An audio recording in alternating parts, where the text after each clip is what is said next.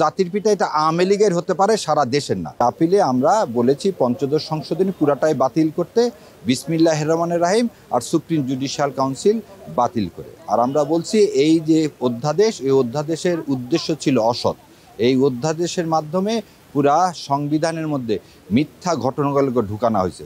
যেমন শেখ মুজিবুর রহমান কোনদিন স্বাধীনতার ঘোষণা দেননি, স্বাধীনতার ঘোষণা দিয়েছেন শহীদ রাষ্ট্রপতি জিয়াউর রহমান। এই সংবিধানের মধ্যে ঢুকানো হয়েছে, ঘোষণা দিয়েছেন কে? শেখ মুজিবুর রহমান। সেটা আমি আবার বই থেকে দেখালাম। তারপর আমাদের যে প্রোক্লামেশন অফ ইন্ডিপেন্ডেন্স, এটা বলা হয়েছিল ব্যারিস্টার আমিরুল ইসলাম সাহেবরা লিখছেন। Bashundhara public school and college 2026 শিক্ষাবর্ষে ভর্তি চলছে। সো আমি লেফটেন্যান্ট জেনারেল জ্যাকবের বই থেকে দেখালাম যে তাজউদ্দিন আহমেদকে এটা জ্যাকব সাহেব নিজে লিখে দিয়েছেন এবং তাজউদ্দিন আহমেদ সাহেবরা কলকাতায় এক লয়ারকে দিয়ে এই ড্রাফট করছে।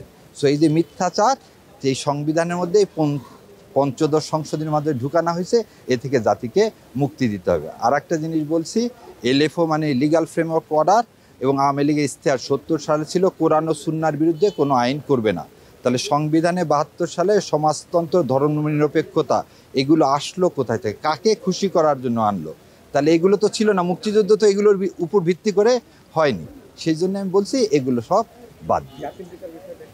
জাতির পিতার বিষয়টা হচ্ছে যে আমাদের যে প্রোক্লামেশন ইন্ডিপেন্ডেন্ট, ওখানে বলছে বঙ্গবন্ধু। আমাদের প্রভিশনাল কনস্টিটিউশন অর্ডারে বলছে বঙ্গবন্ধু। উনি যেদিন শপথ নেয় সেখানেও বলছে বঙ্গবন্ধু। কোনো জায়গায় জাতির পিতা নাই।